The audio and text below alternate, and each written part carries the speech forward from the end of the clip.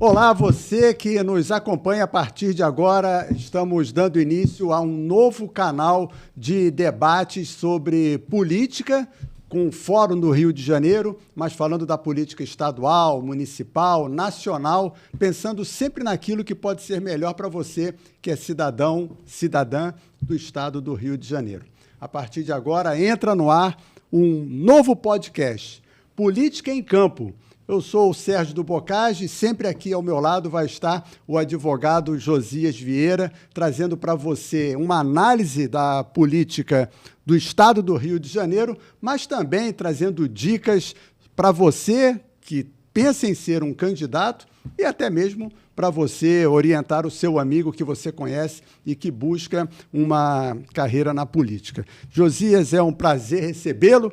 Vamos falar do objetivo do canal, né? Que tem como ideia central analisar de forma mais objetiva e didática as políticas públicas implantadas no estado e na cidade do Rio de Janeiro, com impacto na vida das pessoas. E aí você vai analisar esses projetos. O que a gente pode dizer aí nesse primeiro dia de Política em Campo, Josias? É um prazer recebê-lo.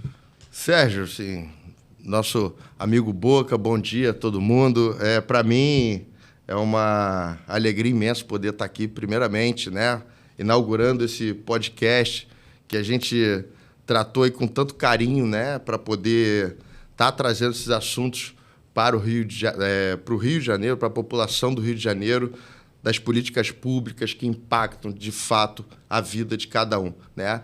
E tentar ali simplificar um pouco o entendimento, né? Porque tem muita questão que é complicada dentro das políticas públicas que as pessoas acabam não entendendo e, por isso, também acaba não acompanhando a atuação dos seus parlamentares, né? O que eles estão fazendo para a cidade, enfim. Então, acho que esse podcast aí vai ser bastante esclarecedor. Esse é o intuito, né?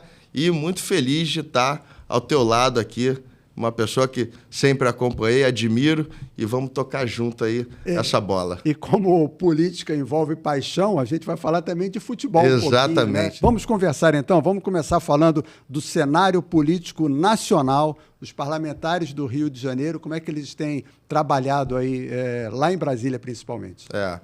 Assim, é importante até para esse primeiro episódio do Política em Campo, esclarecer para as pessoas um pouco esse cenário, né? A gente tem a cidade do Rio de Janeiro, né? E o estado do Rio de Janeiro. Dentro do estado do Rio de Janeiro, a gente tem 92 municípios.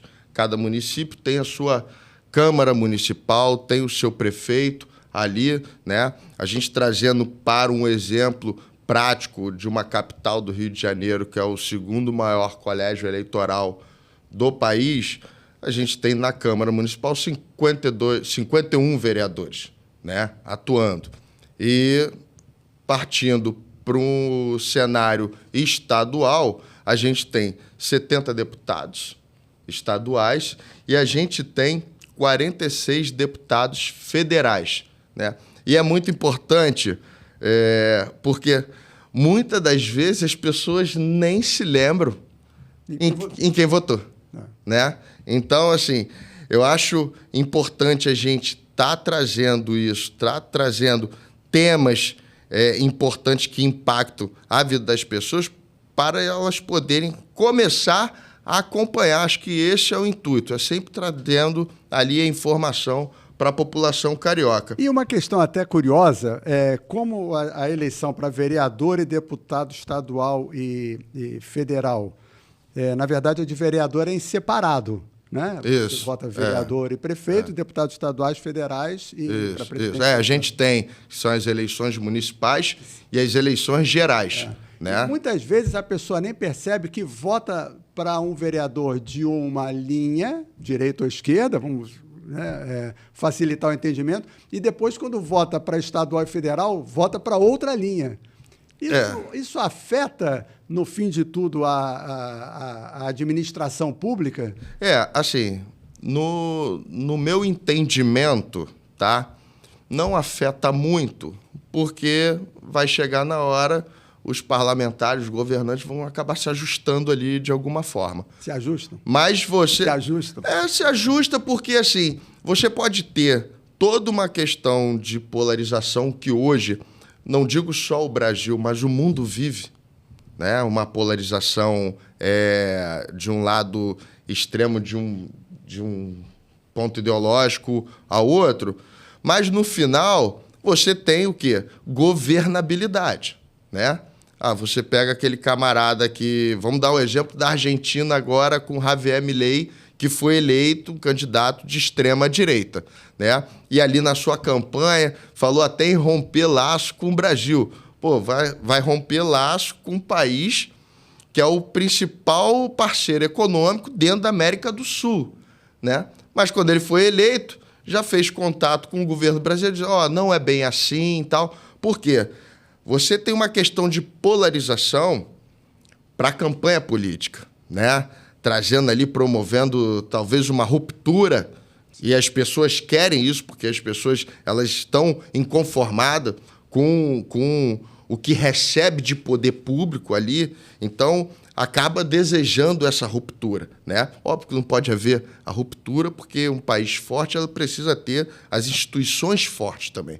Então, quando você tem essa briga entre instituição, isso é muito ruim para o crescimento, desenvolvimento do país.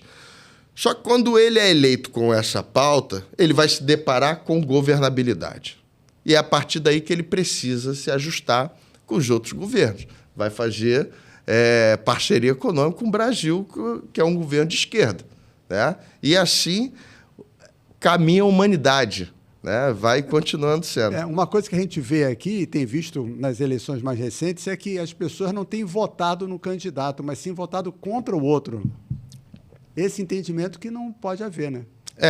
Você tem ali nas eleições, e isso é muito importante, você trazer, até porque o eleitor ele precisa saber a vida pregressa daquela pessoa que ele está votando.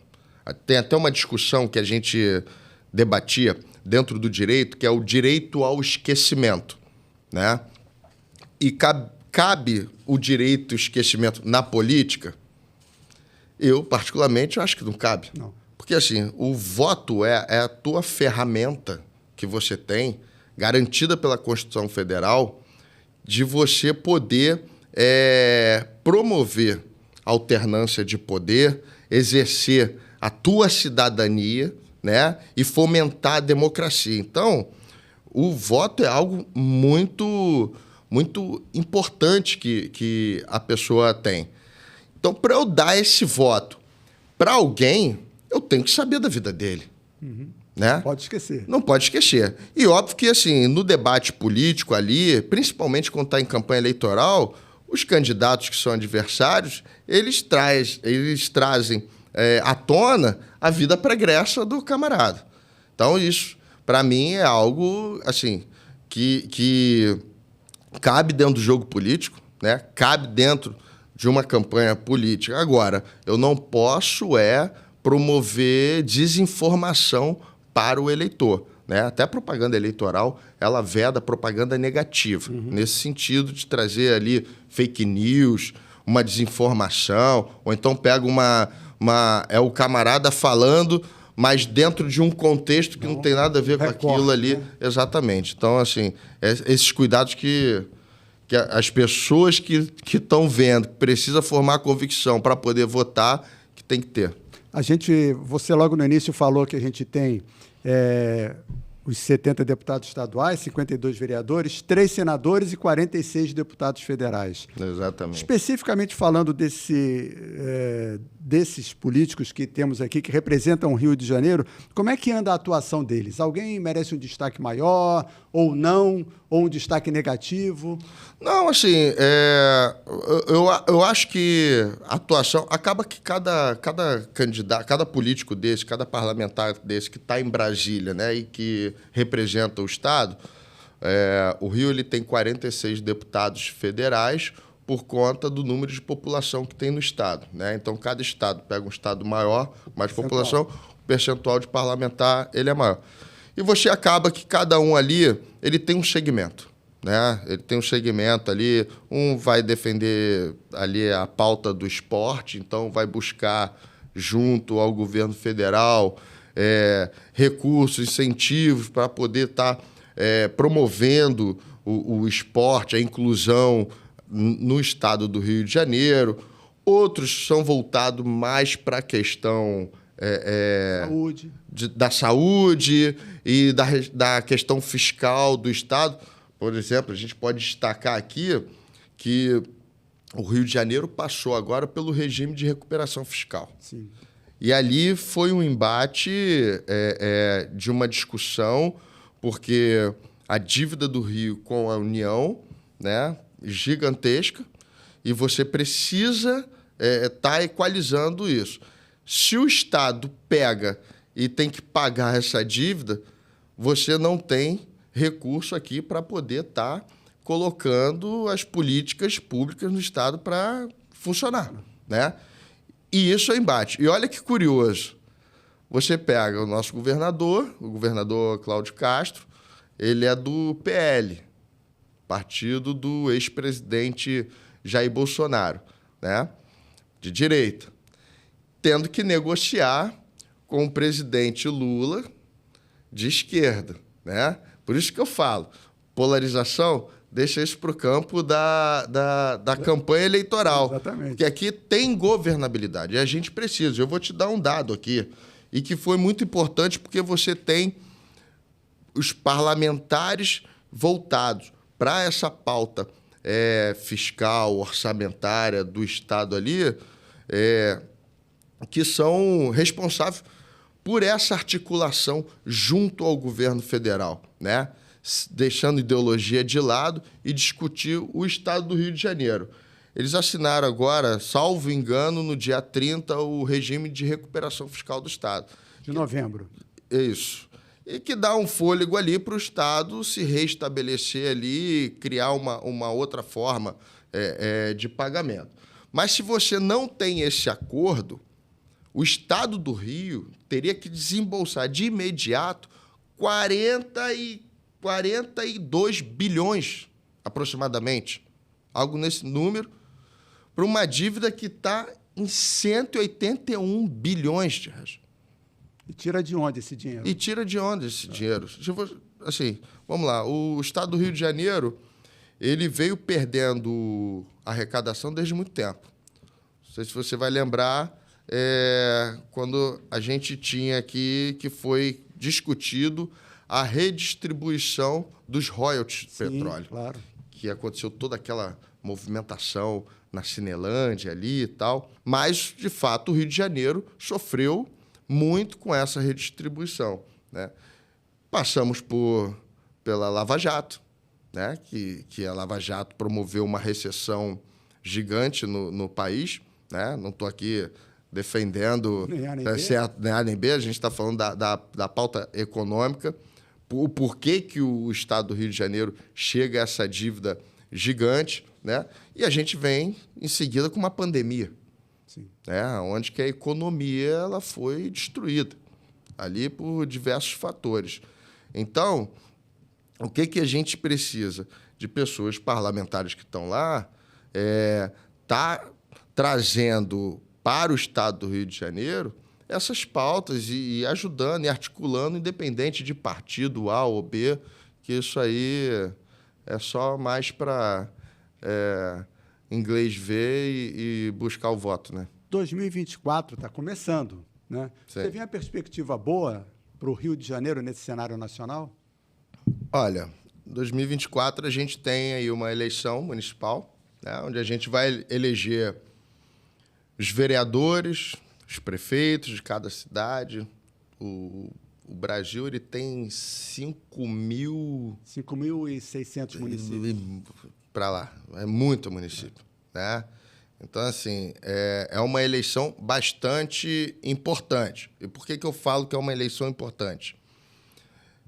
Não é uma eleição que a polarização ela consegue atingir, porque a eleição municipal ela tem as demandas pontuais de cada cidade ali, então acaba mais em voga a atuação dos políticos locais, né, de cada cidade, na resolução dessas demandas, desses anseios pontuais, né? Por exemplo, o Rio de Janeiro. Você pega ali, a gente teve um prefeito anterior que acabou deixando alguns sistemas públicos de transporte, de saúde ali um pouco de lado, né? E você tem o prefeito atual tendo que resolver, né? E assim, se a gente for destacar aqui, a questão do transporte público, né? Como é que se deu a implantação do sistema do transporte público, do BRT, né? Que são esses corredores troncais ali, como que ficou e como que teve que se reestruturar, refazendo estação, uma série de coisas, né? Então, assim, são eleições que vão impactar nacionalmente nesse sentido, porque você pega essas cidades que são maiores colégios eleitorais, maior população, a cidade do Rio de Janeiro tem 6 milhões e tantos habitantes aqui, né? Então, assim, uma metrópole com diversos problemas ali e que esses problemas, eles são notícia para fora. Então, você comentou que o estado do Rio tem uma linha mais de direita, por conta do governador ser ligado ao PL, e o governo federal é de esquerda, do PT. Isso afeta na eleição municipal? Não, acho que não afeta. Óbvio que o candidato, por exemplo, a prefeito, né, e os vereadores, eles optam por estar mais perto do governador de direita ou do governo federal de esquerda? Então, os vereadores eles vão olhar para quem está no governo municipal, né? Até porque por conta da competência de atuação ali, né? A gente tem hoje aqui no... Mas eu insisto com você, porque é o deputado federal que, no fim de tudo, tem uma verba maior para distribuir aqui para o Estado, para as lutas maiores, ou não? Depende, tá? Essa articulação de Brasília em questão de orçamento, ela vai se dar ali mais para esse lado de governabilidade, como eu falei lá atrás, assim, para poder estar ali atingindo... Exatamente, né? Na eleição, ela é um pouco diferente, né? A eleição, você pega ali, óbvio, você tem o governador do estado, né, que é adversário político do prefeito, né? Adversário que eu falo no sentido de divisão política, exato. Não é que é adversário, até porque eles têm trabalhado conjunto em diversas áreas aqui. Mas você pega os vereadores. Os vereadores precisam olhar para a prefeitura.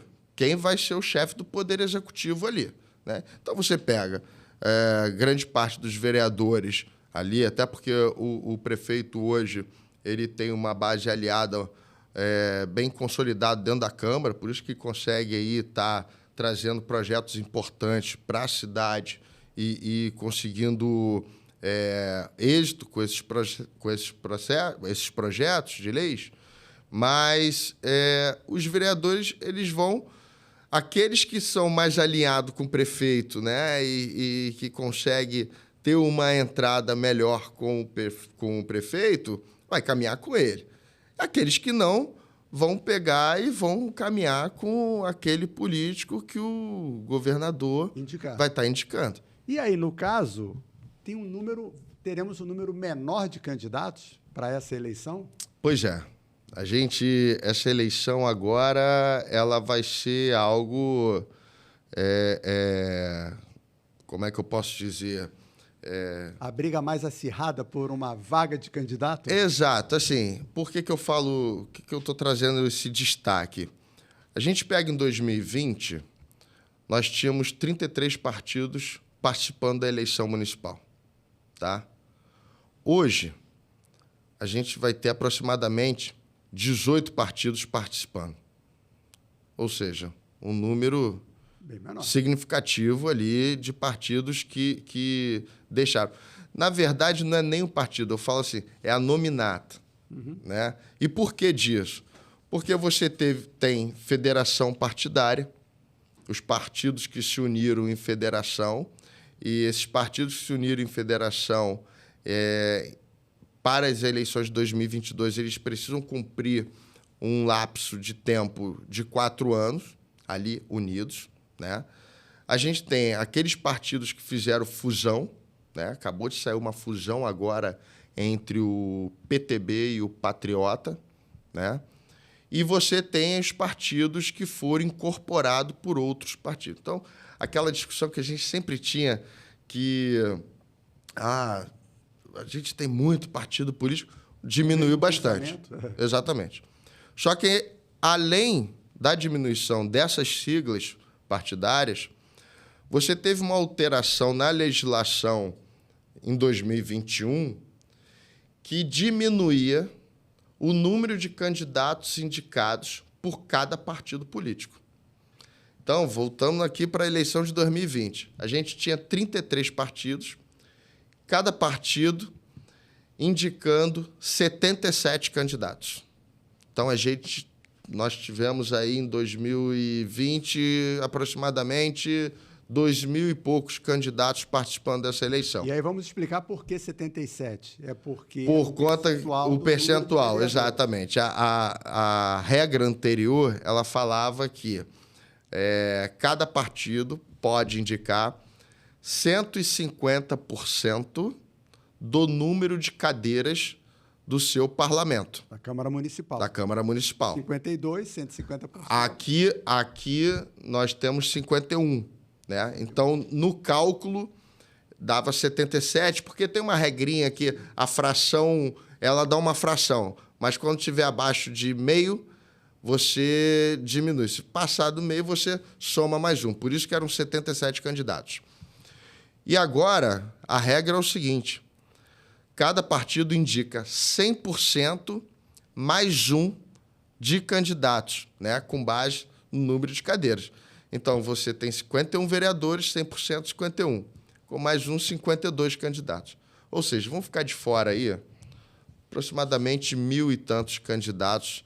Possíveis candidatos. E isso gera, Boccagi, uma questão muito... um cenário que os candidatos precisam observar bastante. Primeiro, que muito desses eleitores que foram atingidos por todos esses candidatos na eleição de 2020 vão ficar aí soltos. Órfãos. Vão ficar órfãos, né? Então, você aumenta o campo de atuação do parlamento, do candidato ali para buscar esses votos. E uma outra questão bastante importante é a luta do partido político para montar a nominata. Né? Porque vai ter corte aqui nem em festa de casamento, só tenho 200 exatamente, porque vamos lá, a gente tem 1.000 filiados, 200 querem participar da eleição, só que eu só posso indicar 52. Pois é. Né? Então, assim, o que a gente até sempre fala, você tem que conseguir demonstrar para o partido político que a sua campanha ela vai ter uma condição real de estar disputando uma eleição. Porque se você não se colocar, você não mostrar que você tem uma base eleitoral, que você tem pessoas ali que se apoiam, o partido político ele vai ficar com medo de te colocar na nominata em detrimento de outra pessoa ali que tem isso tudo. Né? Então, assim, tem essa briga aqui. Esses eleitores que estão soltos, que abrem um campo de atuação, e esses candidatos precisam ver alguma forma de estar buscando esses votos que ficaram soltos e também para buscar uma vaga aqui junto aos partidos políticos. E aí, vamos para a dica para o candidato? Dica para o candidato, isso é muito importante, né? Qual é a dica de hoje? Então, a dica de hoje a gente vai falar de domicílio eleitoral, tá? E isso é muito importante porque a gente tem uma eleição que se avizinha, né? Uma eleição aí em 2024, e o Tribunal Superior Eleitoral já está estipulando ali, está colocando o calendário eleitoral, que é o par e passo de datas que o candidato precisa seguir. Dentro dessas datas, que eu queria trazer destaque aqui, é o domicílio eleitoral. Por quê? É uma eleição municipal, né? Então, se você tem uma pessoa que mora em Niterói, por exemplo, mas quer vir candidato no Rio de Janeiro, ele precisa transferir o domicílio eleitoral para a cidade do Rio de Janeiro. E o prazo disso? 6 meses antes da eleição, tá? E por que a gente dá um enfoque nesses prazos? Porque o partido político, quando homologa através da convenção partidária essa candidatura, ele dá entrada no registro junto à Justiça Eleitoral. Esse registro, ele vai ser feito uma aferição que a gente chama de condições de elegibilidade e registrabilidade do candidato. E se a Justiça Eleitoral, ao aferir esse registro, verificar que o título dele não consta no município ainda, ou perdeu esse prazo, ele vai ter esse registro indeferido. Então, pessoal, é de extrema importância vocês estarem transferindo os títulos para o município, a cidade que vocês irão concorrer às eleições. Isso é muito importante, porque não adianta, no processo de registro de candidatura, querer discutir essas questões, porque não é o momento processual oportuno. Então, observe, eu vou vir candidato em Petrópolis, eu moro no Rio de Janeiro, meu título está aqui. Tem que transferir lá para Petrópolis. Dá a dica para a gente encerrar o bate-papo de hoje. Vamos falar de futebol. Terminou o Campeonato Brasileiro, os 4 times Graças do Rio a Deus, né? estão na Série A do ano que vem. A perspectiva é boa para agora 2024? Assim eu espero, não vou né? revelar o seu time. Né? O meu time me provoca taquicardia, né? Assim. Então você pode ser qualquer um deles. Mas é complicado. Eu espero, assim, o Rio de Janeiro, ele sempre, né, há tempos atrás, sempre teve ali no destaque nacional, com os 4 times sempre disputando na cabeça. E de um dado momento, né, o troço... Tu pega só 2 times, tu pega o Flamengo, o Fluminense ali, que estão sempre ali nas cabeças disputando de fato um título. Nos 2 últimos anos disputaram. Exato. E o Vasco e o Botafogo, poxa, pior que eu estava torcendo pro Botafogo, cara. Mas não né? Pô, criou uma expectativa, pô, que bacana, né? Depois a culpa dele mesmo, ele que criou a expectativa. Pois mas dá uma pena aí, muitos amigos torcedores botafoguenses queria que eles levassem esse título aí, né? E o Vasco conseguiu ficar na Série A, né? Tá feliz? Eu tô. Então isso é o que vale. Gente, vamos ficando por aqui. Eu espero que você tenha curtido. Deixa aqui o seu like, aciona o sininho para sempre que tiver uma postagem você receber. Se inscreva no canal, compartilha, comenta. A gente vai responder sempre a você. Obrigado mesmo pela participação, Josias. Valeu, foi um prazer. Um abraço, prazer todo meu. Temos muitas conversas aí pela frente. Com certeza. Abração para vocês, hein? Até a próxima. Abraço.